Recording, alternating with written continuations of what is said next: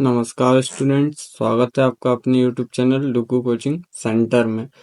आज से बेटा हम शुरू करने जा रहे हैं कक्षा 11वीं का रसायन शास्त्र की क्लासेस। ठीक है, जो विद्यार्थी इस बार क्लास 11th में आए हैं उनके लिए लेटेस्ट क्लास होने वाली है, क्योंकि आज से हम शुरू करेंगे आपकी जो केमिस्ट्री है उसकी क्लासेस।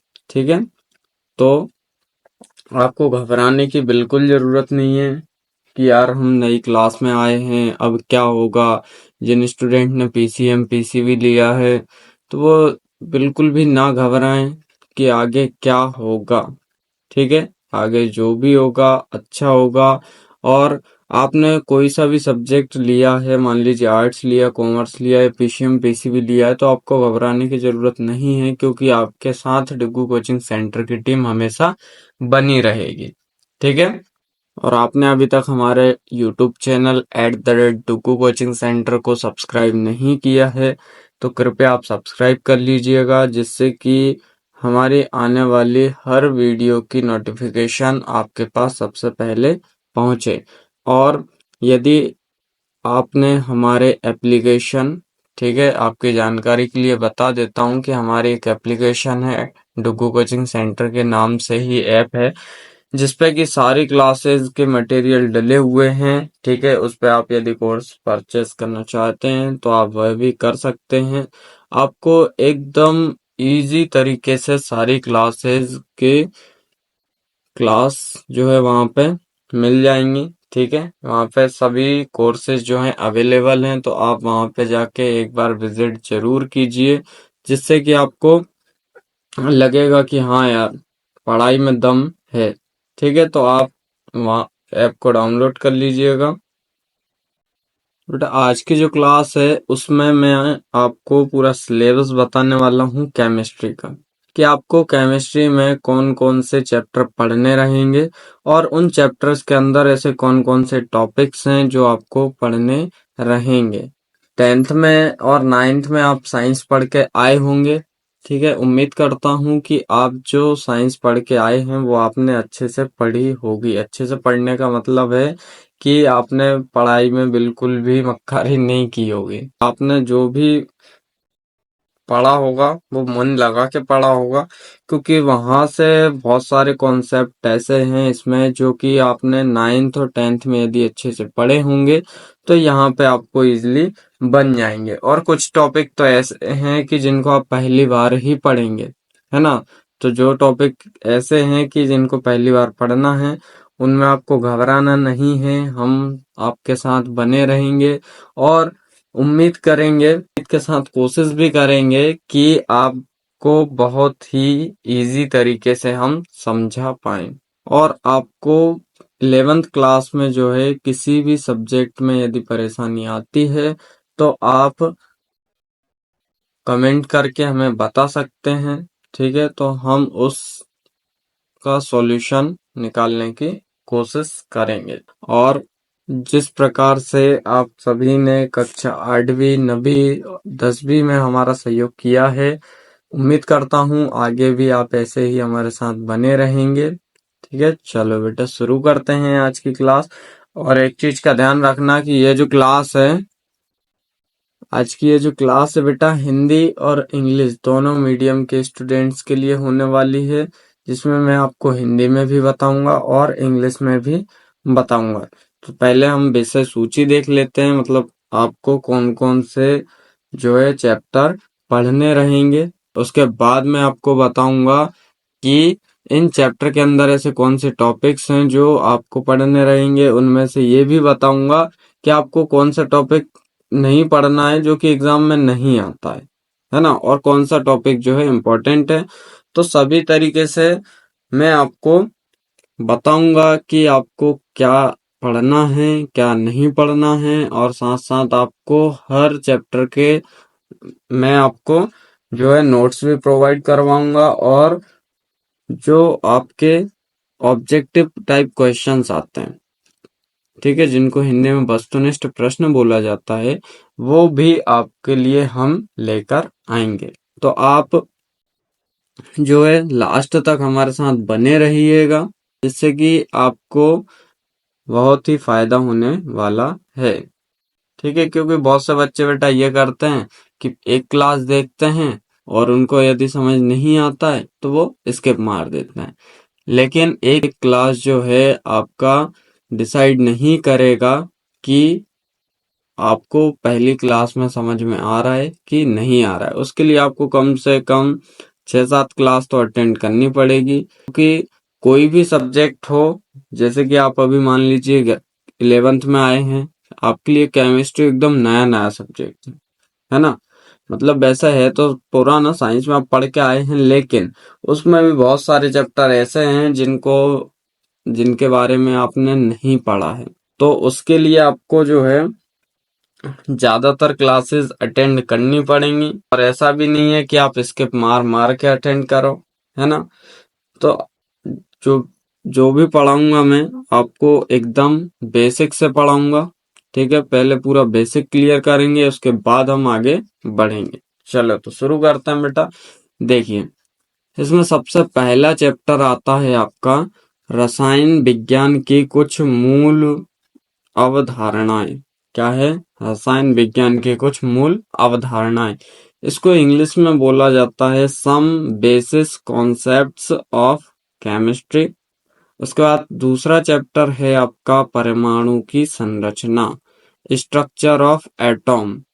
स्ट्रक्चर ऑफ एटॉम मतलब आपको जो एटॉम है उसका स्ट्रक्चर कैसे बनता है, ठीक है, मतलब परमाणु की संरचना किस प्रकार से होती है, वो सभी इसमें पढ़ना रहेगा। फिर उसके बाद अगला चैप्टर आता है आपका तत्वों का वर्गीकरण और गुण धर्मों में आवर्तिता।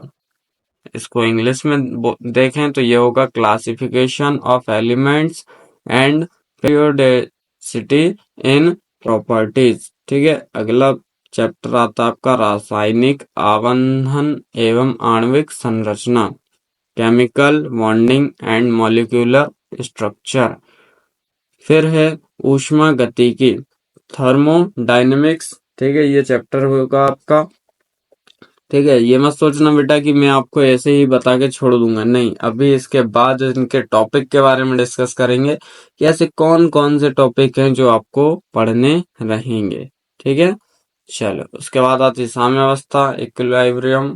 ठीक है, उसके बाद आता है आपका अगला चैप्टर उपचय उपचय अभिक्रियाएं, जिनको बोला जाता है रेडॉक्स रिएक्शन। ठीक है, फिर 8th चैप्टर है आपका कार्बनिक रसायन, कुछ आधारभूत सिद्धांत एवं तकनीकें। उसके बाद आता है इंग्लिश में तो ऑर्गेनिक केमिस्ट्री होती है ये। ठीक है, सम बेसिस प्रिंसिपल एंड टेक्निक्स बोला जाता है। फिर लास्ट चैप्टर आता है आपका हाइड्रोकार्बन, जिसको बोल इंग्लिश में भी हाइड्रोकार्बन ही बोला जाता है। अब बेटा आप बोलेंगे कि हमारे पास तो 2 बुक है ना, और मैंने तो एक में ही बता दिया। तो आप सही हैं, क्योंकि आपके जो है कक्षा 11वीं में 2 पार्ट हैं बुक के। एक तो भाग 1 है, एक भाग 2 है। यदि इंग्लिश में बात करें तो पार्ट 1 और पार्ट 2 में आपकी जो है बुक्स हैं। उसमें आपको ये 6 चैप्टर होने वाले हैं साम्य अवस्था। पार्ट 1 में जो है साम्य अवस्था तक रहेंगे। ठीक है, उसके बाद ये जो 3 चैप्टर हैं उपचय उपचय अभिक्रियाएं, ठीक है, सॉरी अपचय और योपचय अभिक्रिया, उसके बाद कार्बनिक रसायन और हाइड्रोकार्बन, ये 3 चैप्टर जो हैं ये आपके रहेंगे पार्ट 2 से। ठीक है, बुक नंबर 2 से। चलो अब इनके अंदर देखते हैं बेटा कि हमें ऐसे कौन कौन से टॉपिक हैं जो पढ़ने रहेंगे। यदि हम फर्स्ट चैप्टर की बात करते हैं बेटा, रसायन विज्ञान की कुछ मूल अवधारणाएं की बात करते हैं कि इसमें हमें कौन कौन से टॉपिक पढ़ने रहेंगे। ठीक है, यदि इंग्लिश में इस चैप्टर का नाम बोलूं तो सम बेसिस कॉन्सेप्ट्स ऑफ केमिस्ट्री की बात करें यदि, तो इसमें हमें कौन कौन से ऐसे चैप्टर हैं जो पढ़ने हैं, सॉरी, इनमें कौन कौन से ऐसे टॉपिक हैं जो हमें पढ़ने हैं, तो मैं बता देता हूँ। सबसे पहला आता है रसायन विज्ञान का महत्व। ठीक है, सबसे पहली बात तो सीधी सी बात यह है कि यदि हम जिस चीज के बारे में पढ़ रहे हैं, जैसे कि ये रसायन विज्ञान है, सभी के लिए नया है, ठीक है, जिसको बोला जाता है केमिस्ट्री। तो केमिस्ट्री बेटा सभी के लिए नया है ना। आज तक पता ही नहीं है कि क्या होती है, तो टेंशन नहीं लेना है। हम एक एक चीज कवर करेंगे कि सबसे पहले तो साइंस क्या होती है, उसके बाद केमिस्ट्री क्या होती है, केमिस्ट्री की इम्पोर्टेंस क्या होती है। ठीक है, तो ये सारे के सारे ये जो बेसिक बेसिक टॉपिक है ना, ये हम अच्छे से कवर करेंगे, तो आपको घबराना नहीं है। ठीक है, सभी चीजें मैं आपको कवर करवाऊंगा। ठीक है, चलो। तो इसमें सबसे पहला टॉपिक आता है आपका कि रसायन विज्ञान का महत्व, इम्पोर्टेंस ऑफ केमिस्ट्री। उसके बाद दूसरा आता है द्रव्य की प्रकृति, नेचर ऑफ मैटर। ये तो आप सभी को पता होगा, नेचर ऑफ मैटर क्या होती है। तीन नेचर होती है मैटर की। ठीक है, सॉलिड, लिक्विड एंड गैस। चलो, उसके बाद तीसरा टॉपिक है इसमें द्रव्य के गुणधर्म और उनका मापन। तो इंग्लिश में हो जाएगा ये properties of matter and there measurement. उसके बाद अगला टॉपिक है मापन में अनिश्चितता। क्या हो जाएगा मापन में अनिश्चितता। ये होगा आपका अनसर्टेनली इन मेजरमेंट। ठीक है, उसके बाद पांचवा टॉपिक आता है आपका रासायनिक संयोजन के नियम। ये बहुत ही इम्पोर्टेंट है बेटा। ठीक है, तो रासायनिक संयोजन के जो नियम हैं उनके बारे में पढ़ना रहेगा। ठीक है, 5 नियम होते हैं, ये सभी के सभी मैं आपको अच्छे से कवर करवाऊंगा। तो रासायनिक संयोजन के नियम को इंग्लिश में बोलें तो ये होगा rules of chemical combination. Chemical combination जो है इसके 5 लॉज हैं। ठीक है, ये 5 लॉज हम बहुत ही अच्छे से पढ़ेंगे। इसके बाद छठवा टॉपिक देखते हैं, तो वो है डाल्टन का परमाणु सिद्धांत। तो डाल्टन का परमाणु सिद्धांत को यदि हम देखें तो इंग्लिश में होगा ये डाल्टन्स एटॉमिक थ्योरी। ठीक है, उसके बाद सातवां टॉपिक देखें तो वो आता है आपका परमाणु द्रव्यमान और आणविक द्रव्यमान, जिसको बोला जाता है atomic mass and molecular mass. ठीक है, उसके बाद आठवां टॉपिक आता है बेटा मोल संकल्पना और मोलर द्रव्यमान, जिसको बोलेंगे मोल कॉन्सेप्ट्स एंड मोलर मास। ठीक है, उसका नवा टॉपिक प्रतिशत संघटन, तो जिसको बोलेंगे परसेंटेज कंपोजिशन। उसके बाद 10वां टॉपिक और अंतिम टॉपिक आता है आपका, ठीक है, फर्स्ट चैप्टर से स्टोइकियोमेट्री और स्टोइकियोमेट्रिक परिकलन। इंग्लिश में भी यही होगा स्टोइकियोमेट्री एंड स्टोइकियोमेट्रिक। यहाँ पे परिकलन का सिर्फ क्या हो जाएगा, यहाँ पे कैलकुलेशंस। ठीक है, परिकलन का क्या होगा, कैलकुलेशंस। चलो, अब बात करते हैं हम सेकंड चैप्टर की। तो सेकंड चैप्टर में आपको बता देता हूँ कि सेकंड चैप्टर में आपको कुल 6 टॉपिक रहेंगे। मतलब 6 तो सिर्फ ऐसे ही हैं, 6 के अंदर भी और बहुत सारे टॉपिक रहने वाले हैं। ठीक है, चैप्टर का नाम हम देख लेते हैं, तो वो है परमाणु की संरचना, स्ट्रक्चर ऑफ एटॉम। इसके बारे में तो आप लगभग 9th क्लास में पढ़ा होगा ये। ठीक है, चलो, पहला टॉपिक देखते हैं इसका। इसका रहेगा अपरमाणविक कण। ठीक है, तो इसको बोलते हैं हम सब एटॉमिक पार्टिकल्स। क्या बोलते हैं, सब एटॉमिक पार्टिकल्स। फिर परमाणु मॉडल, तो परमाणु मॉडल में आपका एटॉमिक मॉडल हो जाएगा। तो एटॉमिक मॉडल जो है आपको ये बहुत सारे मॉडल इसमें पढ़ने रहेंगे। ठीक है, ये इम्पोर्टेंट टॉपिक रहेगा। उसके बाद आता है आपका बोर के परमाणु मॉडल के विकास की पृष्ठभूमि, जिसको इंग्लिश में बोला जाएगा background to the development of Bohr's atomic model. तो ये ध्यान रखना आपको, बोर के मॉडल के बारे में पढ़ना रहेगा। उसके बाद फोर्थ टॉपिक है हाइड्रोजन परमाणु के लिए बोर मॉडल। ठीक है, Bohr model for the hydrogen atom. फिर अगला आता है बेटा परमाणु के क्वांटम यांत्रिकीय मॉडल की ओर। ठीक, इसको बोला जाएगा towards a quantum mechanical model. फिर अंतिम टॉपिक आता है दूसरे चैप्टर से, जिसका नाम है परमाणु का क्वांटम यांत्रिकीय मॉडल, जिसको बोला जाता है quantum mechanical model of the model. इसके बाद हम बात करते हैं अगले चैप्टर की, तो अगला चैप्टर रहेगा आपका चैप्टर 3 जिसका नाम है तत्वों का वर्गीकरण एवं गुणधर्मों में आवर्तीकता, जिसको इंग्लिश में बोला जाए तो classification of elements and periodicity in properties. अब इसमें यदि बात की जाती है तो इसमें आपको रहेगा पहला टॉपिक तत्वों का वर्गीकरण क्यों आवश्यक है, ठीक है, why is classification of elements major necessary. उसके बाद दूसरा रहेगा आवर्त सारणी की उत्पत्ति, तो origin of the periodic table. फिर आधुनिक आवर्त नियम तथा आवर्त सारणी का वर्तमान स्वरूप, ठीक है। इसका मतलब है कि आधुनिक आवर्त जो है उसका रूल क्या है और जो पीरियोडिक टेबल है उसका प्रेजेंट में रूप कैसा है, ठीक है। तो ये आपको पढ़ना रहेगा। उसके बाद 3.4, और इस चैप्टर के लिए बेटा मैं आपको बता दूं कि पीरियोडिक टेबल जो है आपको याद करनी पड़ सकती है, तो उसके लिए भी घबराना नहीं है, वो भी आपको ट्रिक के थ्रू हम याद करवा देंगे, ठीक है। उसके बाद 100 से अधिक परमाणु क्रमांक वाले तत्वों का नामकरण। फिर अगला टॉपिक आता है इसमें तत्वों का इलेक्ट्रॉनिक विन्यास तथा आवर्त सारणी। फिर इसमें पढ़ना रहेगा इलेक्ट्रॉनिक विन्यास और तत्वों के प्रकार। तो इसमें आपको S block, P block, D block और एफ ब्लॉक, इन सभी ब्लॉक के एलिमेंट के बारे में पढ़ना रहेगा कि एस ब्लॉक के एलिमेंट कैसे होते हैं, पी ब्लॉक के एलिमेंट कैसे होते हैं, डी ब्लॉक के एलिमेंट कैसे होते हैं और एफ ब्लॉक के एलिमेंट कैसे होते हैं। और इनके बारे में ये भी पढ़ना रहेगा कि एस ब्लॉक क्या होता है, ठीक है। सबसे पहली बात तो यही है ना कि एस ब्लॉक क्या होता है, जब तो उनके एलिमेंट के बारे में पढ़ेंगे। उसके बाद पी ब्लॉक क्या होता है, डी ब्लॉक क्या होता है, एफ ब्लॉक क्या होता है, तो ये सभी छोटी छोटी चीजें भी हमें ध्यान रखनी पड़ेंगी। उसके बाद अगला आता है आपका तत्वों के गुणधर्मों में आवर्तीता, तो जिसको बोलेंगे periodicity in the properties of element. अब बात करते हैं हम चैप्टर 4 की जिसका नाम है रासायनिक आबंधन तथा आणविक संरचना।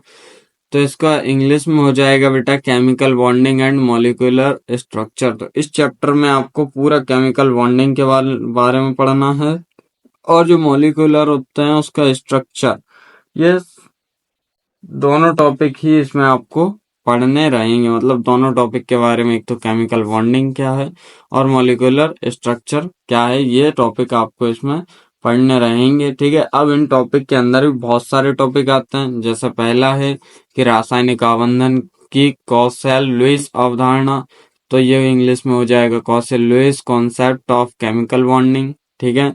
उसके बाद दूसरा हो जाएगा आयनिक या वैद्युत संयोजी आबंध, जिसको बोला जाएगा आयनिक और इलेक्ट्रोवैलेंट बॉन्डिंग, ठीक है। फिर तीसरा होगा आबंध प्राचल, जिसको बोला जाएगा बॉन्डिंग पेरिमेंट्स, ठीक है। उसके बाद चौथा रहेगा आपका संयोजकता कोष इलेक्ट्रॉन युग्म प्रतिकर्षण सिद्धांत, जिसका बोला जाएगा valence shell electron pair repulsion theory, ठीक है। ये बेटा बहुत ही इम्पोर्टेंट है, बहुत ज्यादा इम्पोर्टेंट थ्योरी है ये, ठीक है। उसके बाद अगला टॉपिक रहेगा आपका संयोजकता आबंध सिद्धांत वैलेंस बॉन्ड थ्योरी, तो ये भी आपकी इम्पोर्टेंट होने वाली है। इसके बाद आएगा आपका संकरण, जिसको बोला जाएगा हाइब्रिडाइजेशन, तो ये टॉपिक जो है आपका बहुत ज्यादा इम्पोर्टेंट होने वाला है, कौन सा, हाइब्रिडाइजेशन। उसके बाद अगला टॉपिक आता है आपका आणविक कक्षक सिद्धांत, जिसको बोला जाता है बेटा मॉलिक्यूलर ऑर्बिटल थ्योरी। फिर अगला रहेगा समनाभिकीय द्विपरमाणुक अणुओं में आबंधन, बॉन्डिंग इन होमोन्यूक्लियर, ठीक है, डायटोमिक और मॉलिक्यूलर। उसके बाद रहेगा हाइड्रोजन आबंध, हाइड्रोजन बॉन्डिंग। तो ये सभी के सभी टॉपिक आपको 4 चैप्टर के अंदर पढ़ने रहेंगे। अब बात करते हैं बेटा 5th चैप्टर की।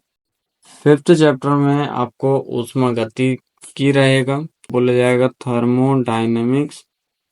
अब बात जब थर्मोडायनेमिक्स की आती है तो उसमें सबसे पहला टॉपिक आता है ऊष्मागतिकी के तकनीकी शब्द, टेक्निकल टर्म्स ऑफ थर्मोडायनेमिक्स।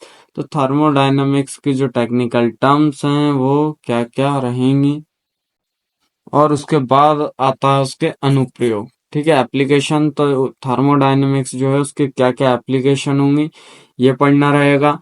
उसके बाद इसमें डेल यू एवं डेल एच का मापन जिसको बोला जाता है कैलोरीमिति के बारे में पढ़ना रहेगा। तो measurement of del U and del H जिसको बोला जाएगा कैलोरोमेट्री। उसके बाद अगला टॉपिक अभिक्रिया के लिए एंथैल्पी परिवर्तन, डेल एच अभिक्रिया एंथैल्पी। तो ये होगा आपका enthalpy change for the reaction, del H reaction enthalpy. उसके बाद विभिन्न प्रकार की अभिक्रियाओं के लिए एंथैल्पी, तो ये होगा enthalpy for different types of reactions. उसके बाद स्वतः प्रवर्तिता, तो ऑटोमेटिकली ट्रिग्ड। ठीक है, ये फिर उसके बाद गिब्स ऊर्जा परिवर्तन एवं साम्यावस्था, तो Gibbs energy change and equilibrium. ठीक है, तो ये इसके बारे में आपको पढ़ना रहेगा। सिक्स्थ चैप्टर की जो होगा आपका इक्विलिब्रियम। ठीक है, तो इसमें पहला होगा भौतिक प्रक्रमों में साम्यावस्था, मतलब इक्विलिब्रियम इन फिजिकल प्रोसेसेस। ठीक है, उसके बाद बात करते हैं सेकंड टॉपिक की इसके, तो रासायनिक प्रक्रमों में साम्यावस्था, गतिक साम्य।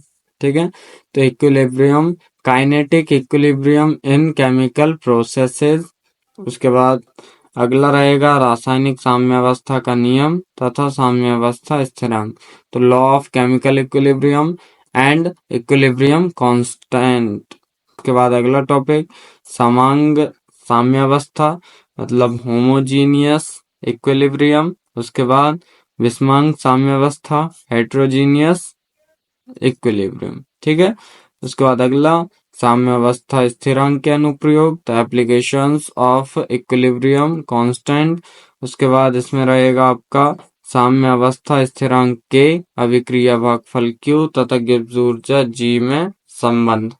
ठीक है, तो इसका इंग्लिश में ये यहाँ पे लिखा हुआ है, तो ये हो जाएगा आपका इक्विलिब्रियम कांस्टेंट के रिलेशन बिटवीन रिएक्शन Q। ठीक है, यहाँ पे question and Gibbs energy G। उसके बाद अगला टॉपिक है इसमें आपका साम्य को प्रभावित करने वाले कारक, तो फैक्टर ऑफ अफेक्टिंग इक्विलिब्रियम।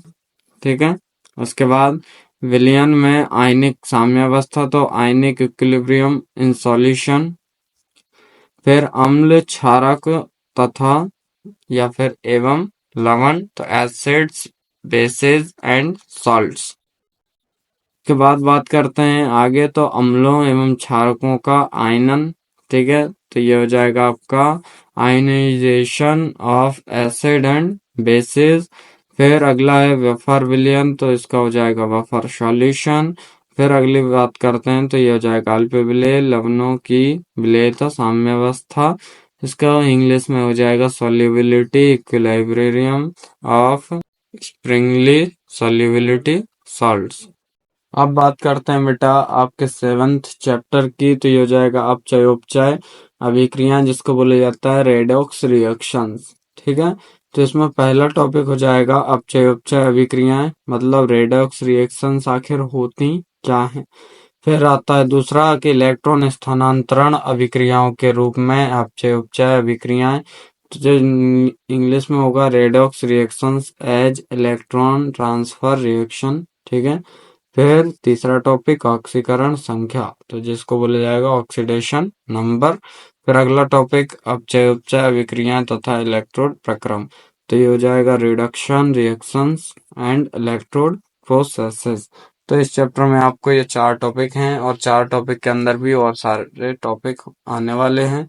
ठीक है, तो सभी के सभी टॉपिक हम एकदम इजी तरीके से समझेंगे, तो इसमें आपको घबराना नहीं है। अगला चैप्टर कार्बनिक रसायन आता है, ऑर्गेनिक केमिस्ट्री। तो इसमें बता देता हूँ बेटा आपको टॉपिक कि आपको पूरा बेसिक ही टॉपिक पढ़ने रहेंगे। ठीक है, मतलब पूरा कार्बन के बारे में ही पढ़ना रहेगा। ठीक है, उसके बाद इसमें आपको इसके जितने भी टेक्निक हैं, ठीक है, इसके बारे में पढ़ने रहेंगे। उसके प्रिंसिपल्स के बारे में पढ़ना रहेगा। अब बात करते हैं हाइड्रोकार्बन की, तो हाइड्रोकार्बन में आपको पढ़ना रहेगा एल्किन के बारे में, एल्काइन के बारे में, एल्केन के बारे में, ठीक है, इनका वर्गीकरण किस प्रकार से होता है, तो और एरोमेटिक हाइड्रोकार्बन क्या होता है, इन सभी के बारे में आपको पढ़ना रहेगा। ठीक है, तो ये पूरा सिलेबस था जो कि मैंने आपको बताया। ठीक है, उम्मीद करता हूँ कि आपको समझ में आया होगा कि आखिर ऐसे कौन कौन से टॉपिक हैं जो आपको पढ़ने रहेंगे। ठीक है, तो अभी तक आपने यदि हमारे यूट्यूब चैनल डुगू कोचिंग सेंटर को सब्सक्राइब नहीं किया है तो कृपया सब्सक्राइब करें। धन्यवाद।